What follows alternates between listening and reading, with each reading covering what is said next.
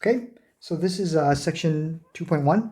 This is where we're going to introduce the graphs of sine and cosine, and we'll kind of work with modifications of them in 2.2. All right, so here I've drawn a circle. Let's call it radius 1. I've set this up so that each of these blue marks over here, oops, shouldn't have done that. Each of these blue marks are the size of one of these small boxes. So we got lots of these little boxes here. Each side length here is the same as the arc length from one blue notch to the next. All right. So whatever each of these blue notches, whatever length this is right here, right? That's the distance from here to here, for example. All right. And so what that would mean actually is that this angle right there is that size in radians. Okay. All right. You can set this up for yourself by drawing a circle. It's probably a good idea to do this. You get some graph paper, draw a nice circle, maybe using a compass or using a piece of string. You hold one end and then you tie your pencil to the other end and you can draw a circle. You can do these notches roughly accurately by, for example, if you do use a piece of string, you can mark, hold the piece of string straight here, and then mark the lengths like this along the string, and then put your string along the circle bent, right, following the circle, and then just mark down where those each of those marks are on your string. So then you could reproduce this same picture that I'm going to be doing, and you could reproduce kind of how to get the graph of sine or cosine in the same way that I do it here. All right, it's probably a good exercise in understanding the graph of sine and cosine and where they come from, right? So I think a lot of classes they would just show you the graph of sine and cosine, right? This is it.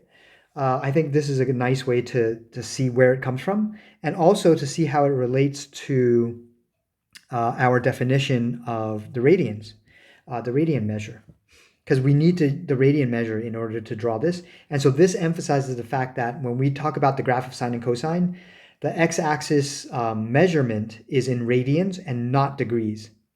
All right. Okay, so what I'm going to do, the way I'm going to graph this is I'm going to graph on the same picture and actually on the same circle. I couldn't figure out, I don't think you can with this Samsung Notes. I don't think you can do it, set it up so that you could scroll to the right. I wish there was more graph paper to the right in a way. And then I would draw the graph, to the right of this circle, but I don't have the space here. So unfortunately, I'm gonna have to graph it superimposed on top of this circle. All right, so it's gonna look a little weird, but hopefully it won't be too unpleasant. Okay, so this is gonna be my y-axis for the graph, all right? And the white horizontal is gonna be the x-axis for my graph, and I'm gonna draw my graph in yellow.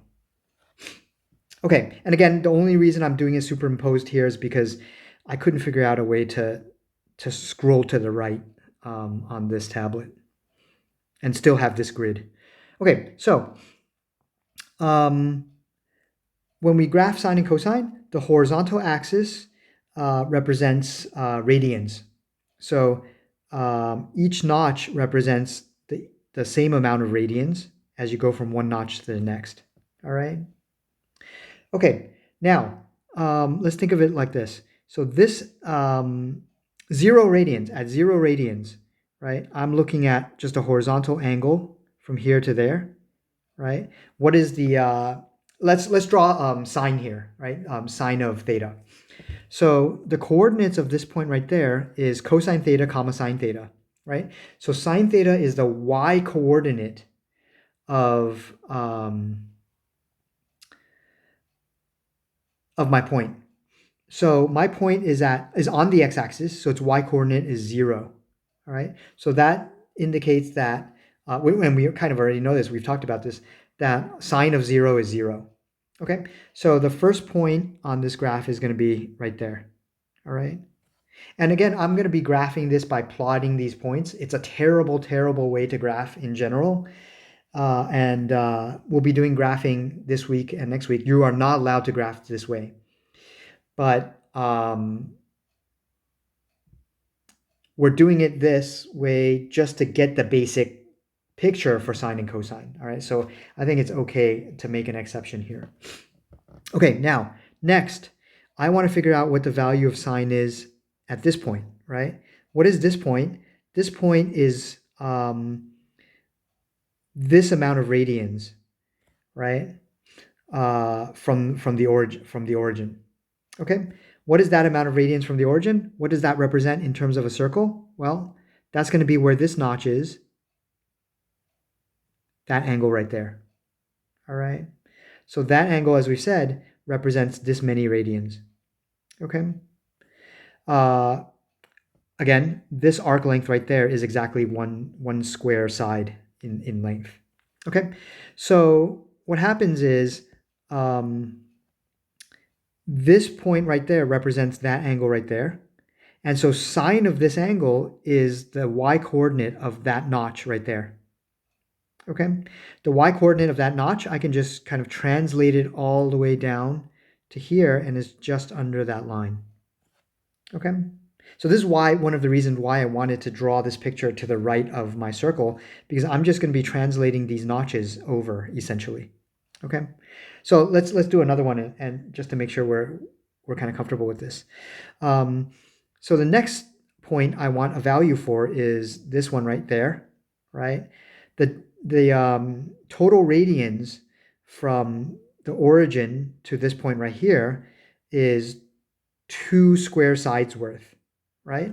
So I need 2 square sides worth of angle in this circle picture. And that's going to be 1 square side, 2 square side. That's exactly how I did those notches, right? So it's going to be this angle right there. Okay, so this angle corresponds to that angle right there. Okay, and again, using the definition of sine, right? Sine is the y coordinate of that point right there, that blue notch right there. And so the y coordinate, I'm just going to translate it all over to the left to right there. Okay. All right, and you can kind of guess, I'm just going to do the same thing for the next notches, right? And again, this is heavily using the definition of the sine function as the y coordinate, right? And it's heavily using the definition of the radian as the arc lengths of each of these notches. Okay, so I'm going to translate this next notch that goes to here. I'm going to translate the next notch.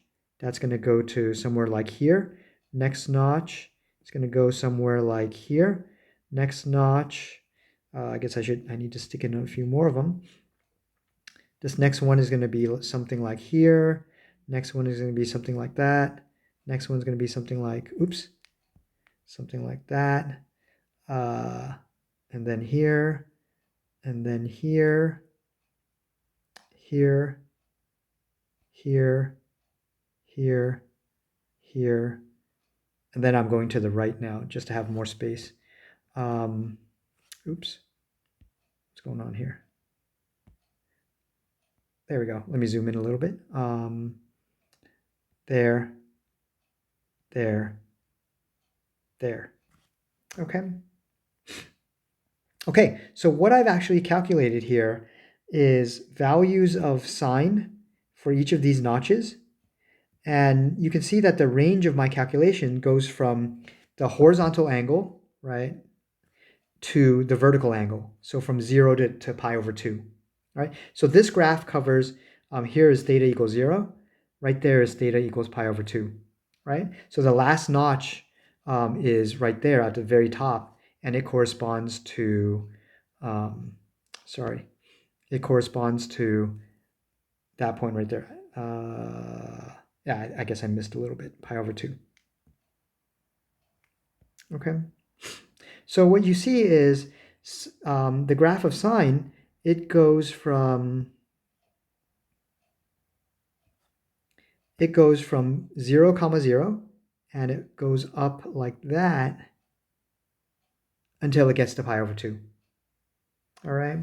And at pi over 2, it's actually at the highest possible value that it ever gets, because that's the highest possible y value on a unit circle, right? So what happens as we keep moving further? So my next notch might be somewhere here, my next notch might be somewhere here, and so on, right?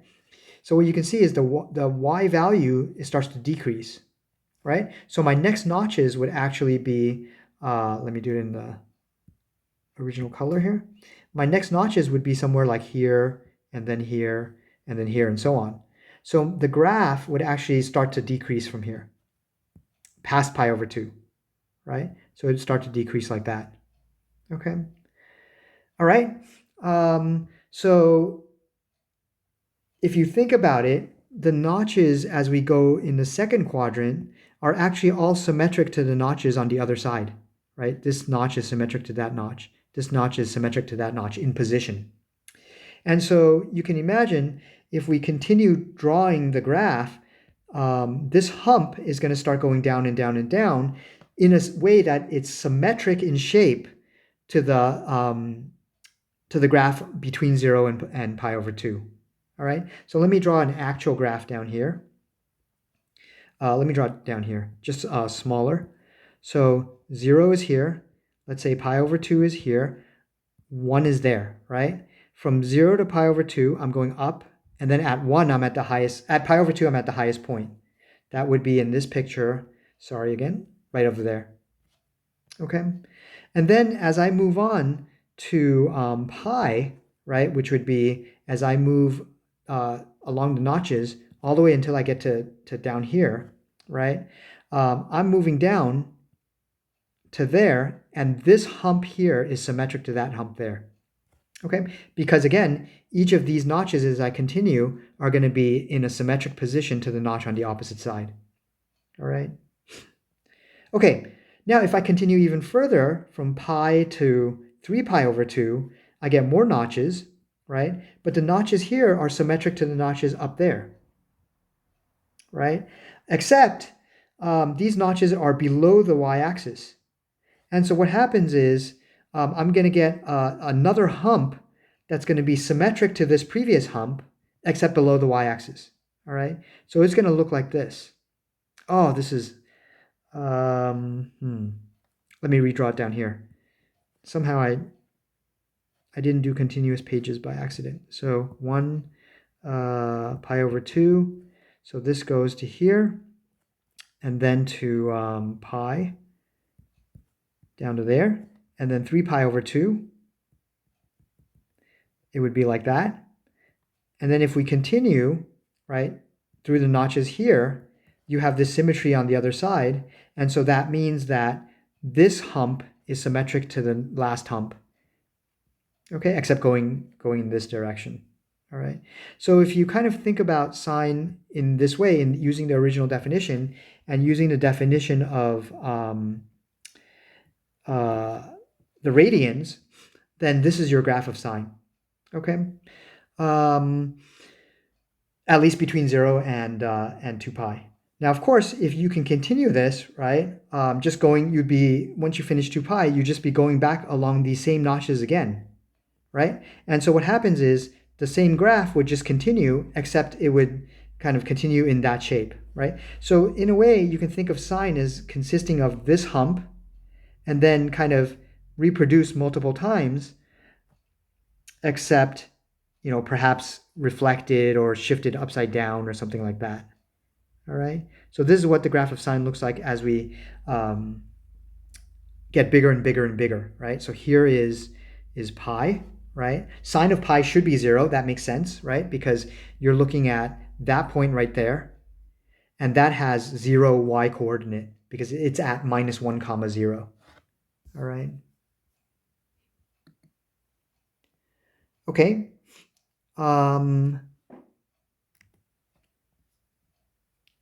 That's 2 pi. And then it continues in the same way. Here's 3 pi, here's 4 pi, right? So this part looks literally the same as this part. And if 4 pi to 8 pi, that would look literally the same, and so on. So this function, sine, as long as you know this part right there, it just repeats it over and over again. And not just to the right, it also repeats it to the left. All right? So if I were to draw just a picture down here, right? Here's the x-axis now. This was 0 to 2 pi, right? Then on the other side, it would continue like that, right? And it keeps going like that forever. Okay, so this is really, really important because you can see that sine functions can model waves, which is one of its major applications for example, in physics. All right, and again, let me note a few of the important values, right? So this guy right there at the highest point of 1 is pi over 2. This right here is the lowest value. That's at 3 pi over 2. And that's at height minus 1. All right. Why is that? Well, that makes sense according to our definition because 3 pi over 2 is this angle, right, going all the way like that. And what's the y coordinate of this point right there? It's minus 1, right? And so sine of 3 pi over 2 is minus 1. All right. Good exercise for you just to figure out yourself. What is the coordinate of, or what is the value right there? What is the value right there? What is the value right there, right? Just to get used to working with some of these numbers. What's the value right there? What's the value right there? And of course in these points as well. Okay. All right. So that's the sine function. It's what we call periodic because it repeats itself. In this case, every 2 pi, it repeats itself. Okay, every length of 2 pi. And it doesn't, when I say every length of 2 pi, I don't mean that it has to it repeats just from 0 to 2 pi. If I take any box of size 2 pi, horizontal length, like let's say something like that, right? That repeats itself over and over again as well. Okay, so every 2 pi it repeats itself. So in a more mathematical way, the way to write this is sine of x is equal to sine of x plus 2 pi. Sorry, plus 2 pi. All right, every 2 pi, whatever you plug in, right? If you plug in x plus 2 pi, you get the same number. All right, you get the same output. Okay. So that's the graph of the sine function. Again, unfortunately, we could only draw a little bit of it, but I think maybe it's a good idea to get a piece of graph paper and do the entire graph for the entire 0 to 2 pi, 0 to pi over 2, and you'll literally see this kind of behavior pop out. And hopefully that helps you kind of remember the graph of sine, having done this computation yourself by hand.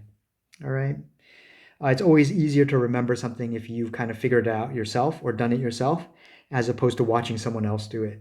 So I think maybe it's worth it to do it for this example because we'll be working with the graphs of sine and cosine heavily in this class. And you really, really need to know the graph of sine and cosine extremely well. Immediately, right off the top of your head, you should know what the graph of sine looks like. And you should know kind of these special landmarks where the value is the highest, where the value is the lowest, where it hits the x-axis, and so on. All right, so you really need to get comfortable with the graphs of sine and cosine.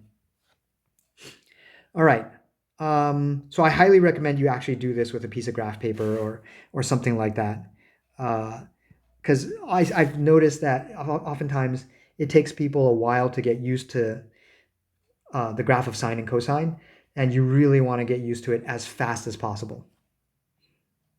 All right, it's basically the rest of our class, analyzing sines and cosines, right? Because again, like I said, these things model all sorts of real life behavior, circular motion, waves, which means sound waves, light waves, electromagnetic radiation, all of that stuff is modeled by sines and cosines. So it's really, really important to understand the graphs of sine and cosine. I almost cannot kind of overemphasize that fact. All right, so what about cosine? In fact, I just said it's a good idea to do this sine function. Maybe a good idea is to do the same thing for cosine, right? Something that's completely different. So of course for cosine, you would be looking at, if you wanted to do the same thing, you would do the notches again. And hopefully you can do the entire circle. So do the notches along the entire circle. And you would be looking at the x coordinate, right? So cosine x is the x coordinate of locations on the circle. So perhaps the easiest way to draw this would be to, if you have space, to draw it like this. That's y, that's x, just sideways, so that you can kind of do the markings using straight lines this way. All right. And then you just turn your paper 90 degrees and you'll have the picture for cosine. All right. Turn your paper 90 degrees this way, right? And then you'll have the y-axis here, x-axis here. And then whatever you see, that's the graph of cosine. Okay. So I greatly recommend you do that actually right now before I show you the picture. Because again, if you get it yourself, it'll really help you remember it. Okay. So maybe pause and do it now if possible. And once you've done it, I'm going to show you the answer right now. So cosine looks like this. So this hump, and then that same hump, but upside down in a way, and then the same hump, but coming up, and then the same hump coming this way. All right. So this would be 0 here. Cosine of 0 is 1, which makes sense because the definition of cosine is it's the x position, the x coordinate, right, of angle 0, 0 radians. And so that coordinate here is 1, right? Cosine of pi over 2 is the x coordinate of that point right there, which is 0. So that's 0 right there. That's pi over 2. Cosine of pi is going to be the x coordinate of that point, which is -1, right? Because that point is -1 comma 0. So that's going to be pi right there. All right. And then this one is 3 pi over 2. And then here we're at 2 pi. Okay. And if you continue this, it's going to keep oscillating, or you're going to be doing the same humps over and over and over again, and also on the left. Okay. So again, let me emphasize that by drawing the picture on the left as well. So here's the same picture, y-axis, x-axis. On the left, on the right, looks like this. Right? The same hump repeated over and over and over again. And so on. All right. So what happens is you see the same behavior. The picture repeats every 2 pi. So if you look at kind of this box right there from 0 to 2 pi, right? The next box from 0 to 2 pi looks exactly the same, right? And on the left, the next box on the left from 0 to 2 pi, 0 to -2 pi looks exactly the same. Okay, so this guy is also periodic. Cosine is periodic with the same kind of repeating. We call it the period, is also 2 pi. All right. Now, one thing that's very interesting is that, let me draw both functions together.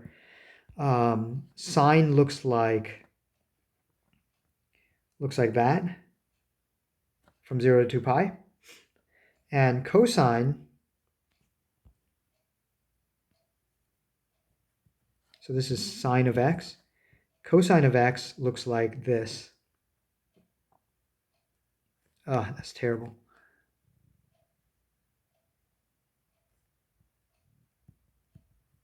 Okay, they look a little bit different, but if I continue this just a little bit, right, you'll notice, let me do that in a different color just to emphasize. If I continue this just a little bit, you'll notice that this bit starting from here all the way to there, that literally looks like sine. Okay.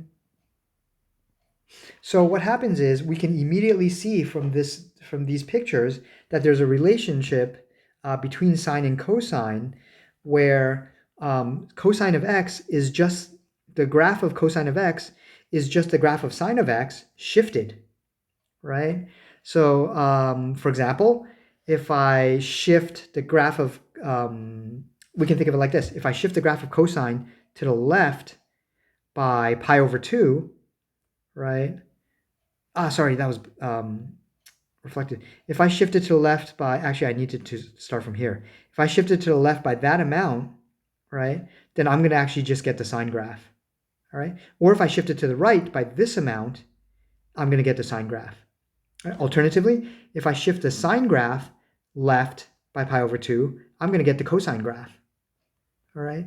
So the sine and cosine graphs are related to each other just by shifting horizontally. Okay. Um, what does that mean? That means that there's another formula besides the fundamental identity that relates the two. And this relates to what we talked about in Math 92 last week. We have sine of x.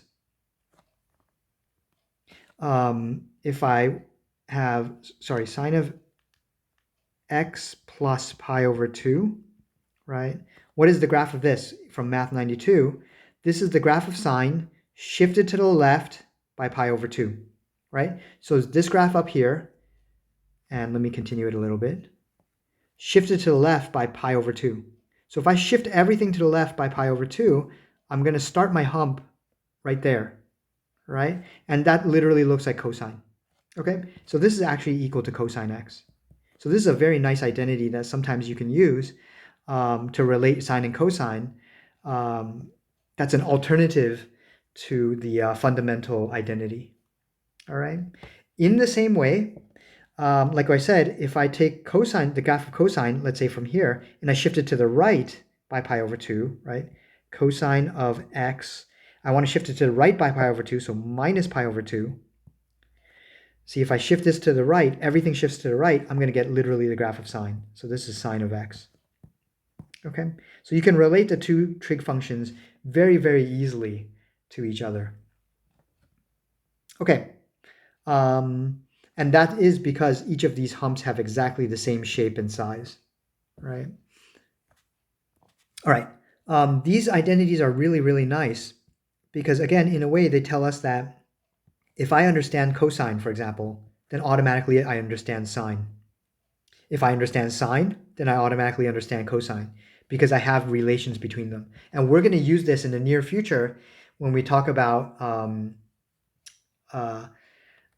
how to break up sines and cosines. So in other words, we'll have a formula for cosine of a plus b. That'll be equal to something.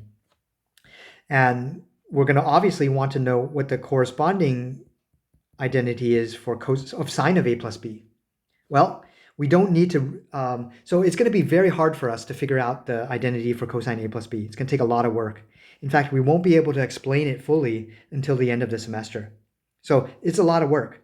So obviously we don't want to do that same amount of work to figure out sine of a plus b. So what do? We use these two identities here, or one of these two identities, and we can get the sine of a plus b equation here from the one that we got from cosine a plus b. So we only have to do hard work once. All right. So these guys, even though they seem a little kind of weird and who knows how useful, right? They actually turn out to be useful even in our class. Okay. All right. By the way, let me do kind of one last note here. So here's sine, right? This is 0 to, let me just draw 0 to pi. Here's pi over 2. So some of the other values we've talked about in this class, where are they, right? So pi over 4 lives right here. Pi over 4 is halfway between 0 and pi over 2, right? And we know this because pi over 2 is 90 degrees. Pi over 4 is 45 degrees, which is half, all right? So pi over 4, we have other two values of sine and cosine that we know, pi over 6, pi over 3, and those are going to be here, pi over 3. Maybe I should draw them a little more accurate. So if pi over 4 is here, pi over 6 is going to be here, pi over 3 is going to be there. All right, because pi over 4 is 45 degrees, pi over 6 is 30 degrees, so it's actually not halfway between here, between 0 and pi over 4. All right, so I wanted to emphasize that. And pi pi over 3 is 60 degrees. So it's 15 degrees from pi over 4, but it's 30 degrees away from pi over 2. So it's closer to pi over 4 than it is to pi over 2. All right. A really good exercise right now for you to do is to figure out, so for example, let's think about this. The value here, sine of pi over 6 is 1/2, right? We know that just from our table. Well, if we draw a horizontal line here, we know on this other side of the hump, right? So there's a symmetry here at this point right there, along this vertical line right there, right? So at this point right there, you're going to get the output 1/2 as well. Sine of this point right there is 1/2, right? Well, what exactly is the coordinate? Where is this point right there? Well, because everything is symmetric about this line, right? We know that the distance from here to there is the same as the distance from here to there, right? Because we have this kind of reflective image, all right? Well, what is the distance from here to here? That's pi over 6, exactly, literally. That's what it means for this position to be pi over 6. And so we know this length right there is pi over 6, right? So this point that has the value 1/2 is pi over 6 away from pi, but it's smaller than pi. So the coordinates of that point right there has to be pi minus pi over 6, all right? So that's 5 pi over 6. All right, so not only do we know that sine of pi over 6 is 1/2, analyzing this graph here tells me that sine of 5 pi over 6 is also equal to 1/2. All right, so a good exercise for you is to figure out, well, if this guy here is pi over 3, its output is √3 over 2, right? What's the corresponding point on the other side there, whose output is also √3 over 2? Okay. All right, so what did we do here in terms of kind of angles, So what we figured out, what we considered in this first chunk right there, that's the first quadrant, right? This second chunk right there is quadrant 2, okay? So what we've essentially done in this analysis here, for example, with this pi over 6 and 5 pi over 6 analysis, is we figured out the relationship between values of angles here, this pi over 6, right? Sine of this guy is 1/2.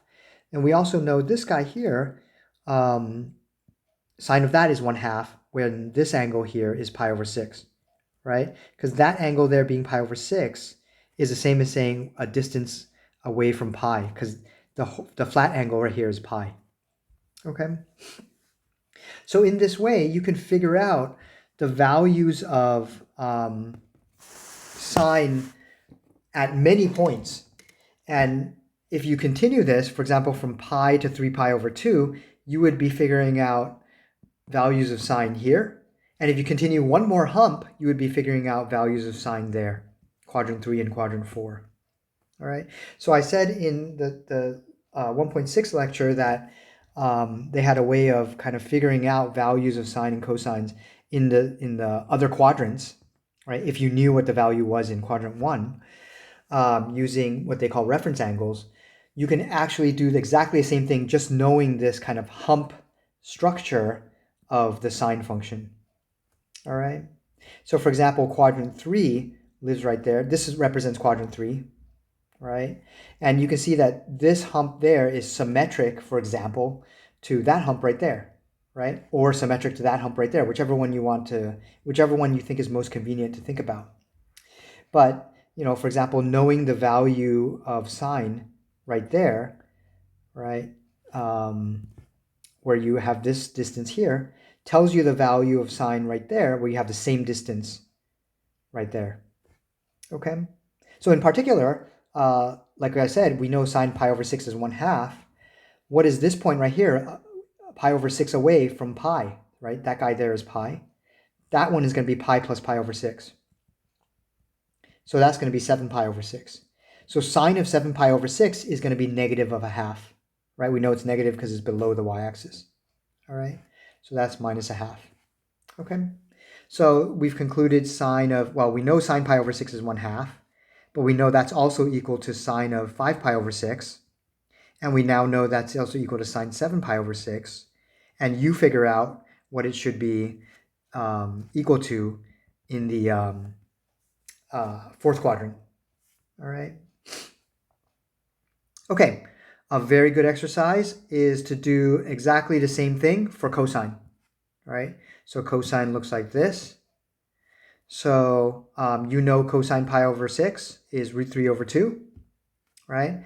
So if you think about the symmetry here, this distance here is pi over 6. And so you have the symmetry, that distance, if that distance is pi over 6 from here to there, from pi minus pi over 6, that value is going to be the same as this value right there. All right. Same but negative, of course, negative. All right. And then you'll have the same thing here, and you'll have another one right there. Okay, and this one, pi over 6 from 2 pi, is going to be literally the same value, right? Root 3 over 2.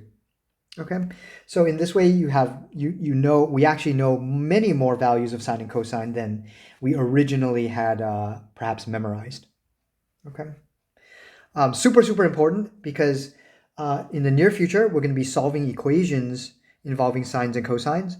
And because of this structure, there's going to be many solutions to the equations. And the solutions are essentially going to be determined by this analysis that we just did. So for example, you'll have the question of, let's say, cosine of what is equal to root 3 over 2, right? You'll know, you know already right now, cosine of pi over 6 is root 3 over 2. So that's one answer. But there's going to be many other answers, right? So there's another answer right there, right? And that's going to be 2 pi minus pi over 6. So that's exactly that's exactly the analysis that we've been doing just now, right? And of course, if you continue drawing this picture, you'll see another solution right there. You'll see another solution right there. And the question is, where are those? And I think it's a good idea right now to stop and figure them out, right? So here's this guy right there is 2 pi, right? So where's this guy right there, which has the same height? And that will answer the question, this question right here. Okay, so we'll be doing a lot of algebra involving answering this kind of question in the coming chapter or coming section. Okay,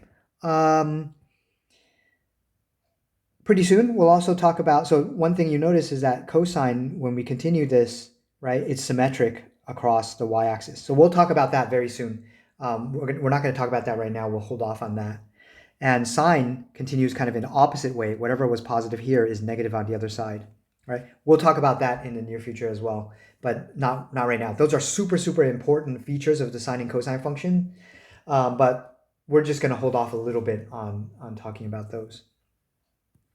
Okay, that's it for this section. So next section, 2.2, we're going to talk about a few bits of terminology. We kind of already used one of them. I said the word periodic, and I said the word period. I'll talk about that kind of in more detail.